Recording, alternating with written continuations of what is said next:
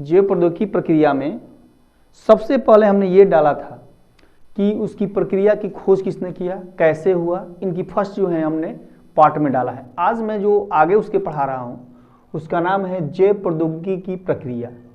तो जैव प्रौद्योगिकी क्या है, क्या होता है, इसकी डिस्कवरी किसने किया था, कैसे हुआ था, इस पर पूरी डिस्कस मैंने लास्ट वीडियो यानी पार्ट फर्स्ट में डाला। ये हमारा 5 सेकेंड जो है आपका जो है, और ये लगभग जो है 2, 3, 4, 5 पार्टों में जो है कंप्लीट होगा।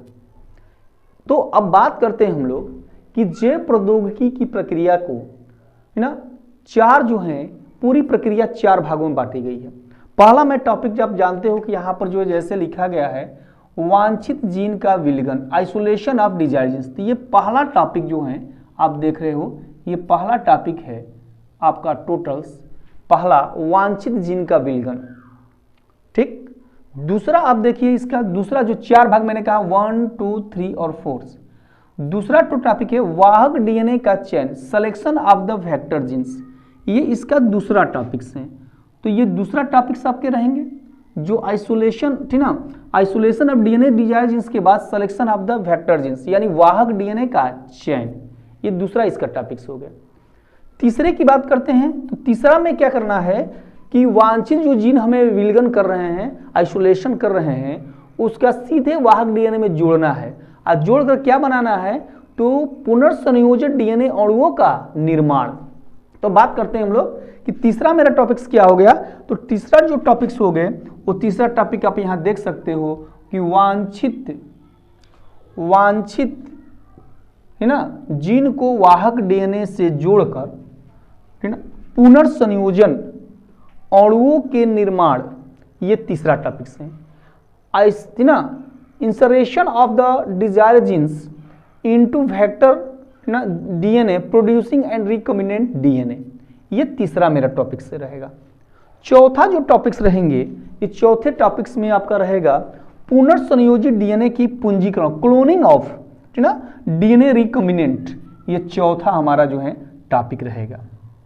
तो हम 4 टॉपिक आपको हम पढ़ाने की कोशिश करेंगे। पहला है वांछित जीन का विलगन, दूसरा है वाहक डीएनए का चयन, तीसरा है आपका वांछित जीन का विलगन और चौथा है पुनर्संयोजन डीएनए का पूंजीकरण, cloning of the DNA recombinants. यही है जैव प्रौद्योगिकी। जैव प्रौद्योगिकी जो प्रक्रियाएं होती हैं वह जो है प्रक्रियाएं जो है 4 होता है, वांछित जीन का विलगन, वाहक डीएनए का चयन, वांछित जीन के विलगन, वाहक डीएनए की पुनर्संयोजन अणुओं डीएनए का निर्माण और पुनर्संयोजित डीएनए का पूंजीकरण। Isolation of desired genes, clears. दूसरा selection of the vector DNA, clears.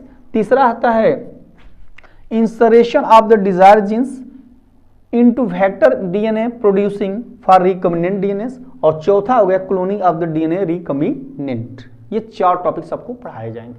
पिछला मैंने पढ़ाया था जैव प्रौद्योगिकी का सिद्धांत 2 होता है, जैव प्रौद्योगिकी और दूसरा होता है रासायनिक जो है प्रौद्योगिकी, यानी केमिकल जो है आपको जो है कहते हैं कि केमिकल जो है आपको जो है बायोटेक्नोलॉजी और दूसरा होता है बायोटेक्नोलॉजी। तो एक जो लिए हैं आज का टॉपिक्स उसका नाम है जैव प्रौद्योगिकी की प्रक्रिया।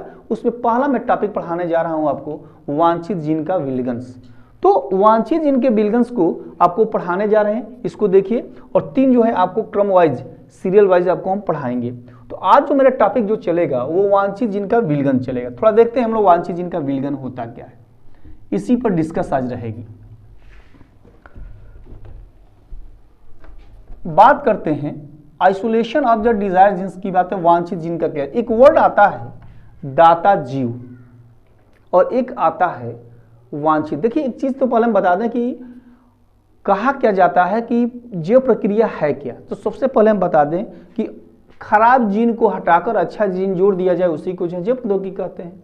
तो परिभाषा के अनुसार अवांछित जीन को हटाकर वांछित जीन जोड़ देना ही प्रक्रिया है। तो हमें अब वांछित जीन को दाता जीव से ही वांछित जीन को निकालना है। और जीन जो दाता जीव किसे कहते हैं, जिसका हम अध्ययन करते हैं, जिस जीव का अध्ययन करना शुरू करते हैं उसी को हम कहते हैं दाता जीव। तो दाता जीव, कोई भी जीव हो उसके अध्ययन हम स्टडी करना शुरू कर देते हैं ना, उसी को दाता जीव से ही वांछित जीन को निकाला जाता है। तो निकालने की प्रक्रिया होती क्या है, तो सबसे पहले हमको बता दें कि वांछित जीन में वांछित जीन की भी कई प्रक्रियाएं हैं। वांछित जीन में जो है बहुत सारे जो है इसका उपक्रम है। क्या है भाई, उपक्रम। अब उपक्रम की बात करते हैं। तो उपक्रम की बात करोगे आप, उप जो है ना, क्रम की बात करिए या सब स्टेज की बात करें, सब स्टेज की, तो ये हम सब स्टेज पढ़ाने जा रहे हैं। आप थोड़ा सा देखिए, इसका पहला स्टेप जो है क्या है, सबसे जो है पहला स्टेप जो होता है, इसमें कह रहा है कि पहला, इसका पहला पॉइंट से इसके कई जो है उप जो है चरणों में बांटा गया है। उप चरण का मतलब कि सब स्टेज, उप चरण में सब स्टेज आता है। सब स्टेज का पहला है पॉइंट्स, डीएनए का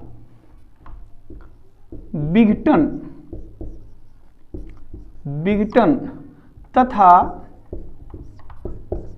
डीएनए का पृथक्करण।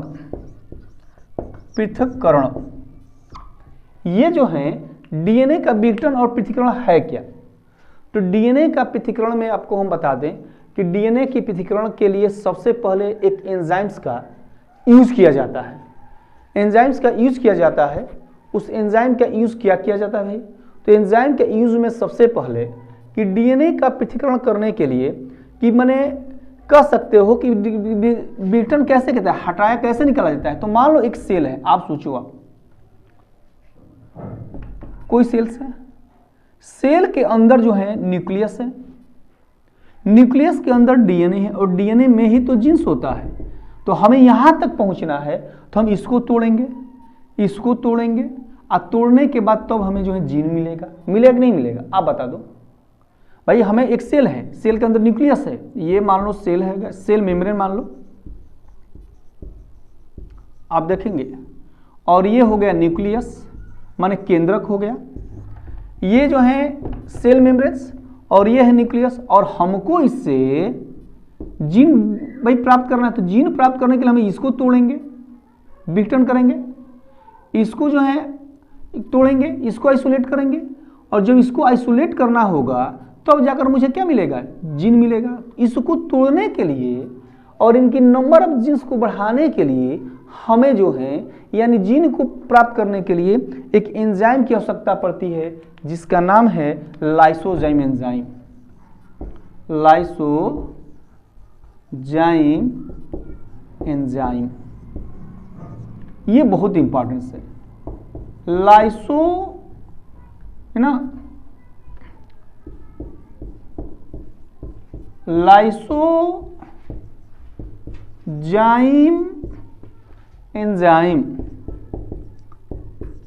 ये जो है ये जरूरी है। तो लाइसोजाइम एंजाइम जो होता है, लाइसोजाइम एंजाइम वो इसको विघटन कर देता है। किसको? सेल को। जैसे ये सेल है, ये न्यूक्लियस है, ये डीएनए है, तो इसको तोड़ देगा, इसको तोड़ देगा, और इनसे जो है डीएनए हमें क्या हो जाएगी, मिल जाएगी। यानी ये जीन जो है यहाँ पर आपको, यानी डीएनए हमें क्या हो गया, मिल गया।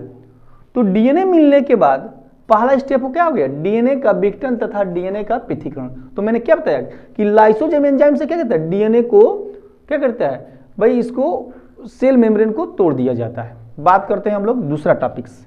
तो दूसरे टॉपिक्स में अगर बात करते हैं हम लोग, तो दूसरा टॉपिक्स होता क्या है, इस पर डिस्कस किया जाए।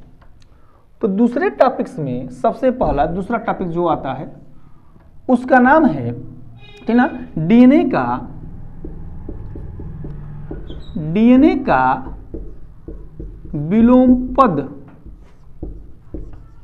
डीएनए का विलोम पद में विदलन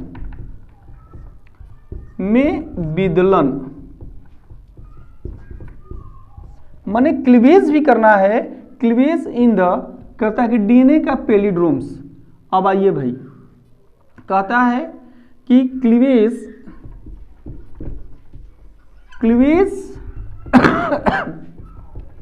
क्लीवेज इन ना पेलिंड्रोम्स ड्रोम ऑफ डीएनए, ये जो है आपका लिया जा रहा है। और सबसे पहले इसमें होता क्या है, इसमें डीएनए का विलोम पद जो होता है, विलोम पद वो कैसे होता है, तो भाई इसकी थोड़ी सी डिस्कस हम करते हैं। आप मान लो भाई इसकी इरेज हम कर रहे हैं, आप अगर स्क्रीनशॉट लेना है तो ले सकते हो आप। तो देखिए जो इसमें विलोम पद जो दिया जा रहा है, विलोम पद की बात करें, विलोम पद की, उसी के बारे में बता रहे हैं। तो विलोम पद में सबसे पहले आप करते क्या हो कि मान लो आप A T A ji C C sorry ये बन जाएंगे C A T T G, C A T T G और G C A T T G. Suppose that ये मान लीजिए पेड्रोम क्या कहलाता है, ठीक उसका अपोजिट। जब दोनों तरफ से पढ़ेंगे तो बात वही होती है। जैसे आप सोच लो, अभी हम बता रहे हैं आपको जी टी टी ए जी, जैसे हम पढ़ ली C A T T G, G A G T T A C, आप जोड़ लीजिए जी टी टी ए सी। जैसे एग्जाम्पल्स अगर ले लो, एक और भी हम सिखा रहे हैं आपको, सी क्या पढ़ेगा, जी इधर से उल्टा पढ़ेंगे तो टी टी ए सी, और ये हो गया जी टी टी ए और सी, हो गए। अरे भाई एक चीज देखिए, मलयालम अगर हम उल्टा पढ़ लेंगे मलयालम को, तो फिर उल्टा ही पढ़ेंगे तो क्या पढ़ेगा, मलयालम ही आएगा ना। थोड़ा देखिए आप, मलयालम, तो इसको पढ़ लीजिए उल्टा मलयालम, और इधर से पढ़ेंगे तो मलयालम। मतलब दोनों तरफ से पढ़ने पर सेम वही आता है, उसी को पैलिंड्रोम कहते हैं, माने पैलिंड्रोम। पैलिंड्रोम बात करते हैं, पैलिंड्रोम, ये पैलिंड्रोम कहलाता है। तो यही है पैलिंड्रोम्स। अब बात करते हैं हम लोग कि पैलिंड्रोम की बात करते हैं हम लोग, तो मलयालम जैसे पढ़े हम लोग कि भाई इधर से पढ़ रहे हैं तो इधर से फिर तो देखिए आप लोग जी ए टी टी जी है ना, और फिर आएंगे जी, यहाँ पर आते हैं G T T A C, G A T T C. तो इनको एक जानते हो आप लोग कि डीएनए है ये, बिल्कुल। और डीएनए का एक सूत्र होता है 5 से 3 और एक होता है 3 से 5, क्लियर्स। तो 3 से 5 और 5 से 3, और जी के सामने हमें सी के सामने जी होता है, ए के सामने टी होता है, ए के सामने टी होता है, टी के सामने ए होता है, टी के सामने, ये तो कंफर्म है। ये पहले ऑलरेडी पढ़े हैं डीएनए की स्ट्रक्चर में, मैंने अपने वीडियो में इसको डाल चुके हैं। अब हम बात करते हैं इनको हटाने के लिए कि इनको कैसे तोड़ा जाता है। तोड़ने के लिए एक एंजाइम की आवश्यकता पड़ती है जिसका नाम है निवर्धन अंतःन्यूक्लियेज। भाई निवर्धन, देखिए इस एंजाइम को कई बार पूछा डीएनए के तोड़ने के लिए क्या आवश्यकता पड़ती है, तो निवर्धन अंतःन्यूक्लियेज। और निवर्धन अंतःन्यूक्लियेज जो होता है उसका नाम है रिस्ट्रिक्शन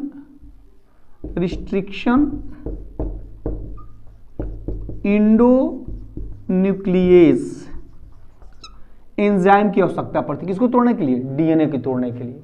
तो डीएनए को जब तोड़ा जाता है ना, तो 6 के जोड़े के रूप में तोड़ता है। इसी को हिंड सेकेंड, कहीं हिंड थर्ड के नाम से, तो हिंड जो है सेकेंड के नाम से। देखिए यहां से अगर मान लो ये टूट रहा है तो 2 स्थान टूटेगा, तो 1 2 3 4 5 1 6 मान लो यहां से टूटा तो 1 2 3 1 यहां तोड़ लिया। अगर यहां से टूट रहा है, ठीक ना, यहां से टूट रहा तो एक यहां लो, मान लो यहां से टूटेगा तो फिर एक यहां से टूटेगा, तो फिर एक यहां से टूटेगा। तो जो भी अब इस पर लगाते हैं, इसके अंदर इंसर्ट कर देते हैं और निवर्धन अंतःन्यूक्लियस, तो ये टूट कर क्या बन जाता है भाई। तो देखिए आप लोग थोड़ा सा इसको भी देख लें कि निवर्धन अंतःन्यूक्लियस जो है टूटने के बाद ये ऐसे बन जाएगा।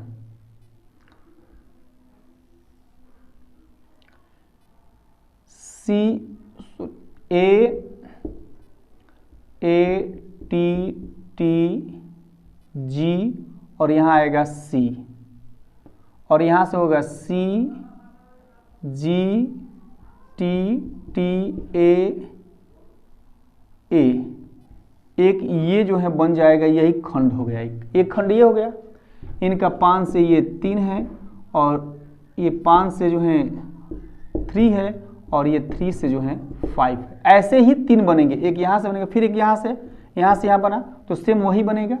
आप देख सकते हो A T T G और यहाँ C, यहाँ पर G T T A A, एक यहाँ बन गया। क्लियर्स? ऐसे बनता जाता है और बनकर 3 खंड, तो ये खंड जो है प्रोसेस जो है हो जाती है। कौन कर रहा है? इंडोन्यूक्लियस एंजाइम्स, ये बन रहा है आपका इसमें। बात करते हैं हम लोग अगले पॉइंट्स की, कि जब ये डीएनए खंड टूट जाती है तो तीसरा इसका टॉपिक्स आता है। तीसरा, तो तीसरा क्या याद आता है? तीसरा आपका पॉइंट्स है ना, कि डीएनए अणुओं को जो है पृथक करना। डीएनए, तीसरा डीएनए अणुओं को पृथक करना। देखिए डीएनए अणुओं को जो पृथक करने की बात कर रहा है, इसमें किसके द्वारा किया जाता है? तो सीधे लिखिएगा आप, जेल इलेक्ट्रोफोरेसिस। जेल इलेक्ट्रोफोरेसिस जो है विधि द्वारा किया जाता है। यह एक प्रकार का मशीन होता है जिसके अंदर डीएनए को डालकर एरोगस पर इलेक्ट्रिक प्रवाह किया जाता है और इलेक्ट्रिक मतलब करंट प्रवाह किया जाता है, जिसके कारण जो डीएनए के जो खंड होते हैं, जैसे ये 2 खंड है, ये खंड जो है आपस में टूट जाते हैं, अलग अलग होते हैं। ये डीएनए और ये डीएनए आपस में एक सूत्री बन जाता है। पहले 2 सूत्री होता है, ये 2 सूत्री है, 2 सूत्री। अब कितना बन गया? 1 सूत्री। किस मेथड द्वारा? Gel electrophoresis. जेल जो है इलेक्ट्रोफोरेसिस द्वारा, इसकी हिंदी में इंग्लिश में एक ही तरह का नाम समझ लीजिए कि जेल इलेक्ट्रोफोरेसिस द्वारा डीएनए अणुओं को क्या करते हैं? 1 सूत्री। 2 सूत्री से क्या बनाते हैं? 1 सूत्री। 2 सूत्री डबल स्टैंड से सिंगल स्टैंड 1 सूत्री बना लिया जाता है। किसके द्वारा? क्यों भाई? क्योंकि जो इसमें जीन होगा उसको हम निकाल देंगे। किसके द्वारा? तो एमआरएनए जोड़ते हैं, एमआरएनए जोड़ने के बाद एमआरएनए और डीएनए दोनों मिल जाता है, तो लास्ट में ये जो है कर लेते हैं। और जो जीन इसमें से होगा, जिस सूत्र में होगा उस सूत्र को हटा देंगे।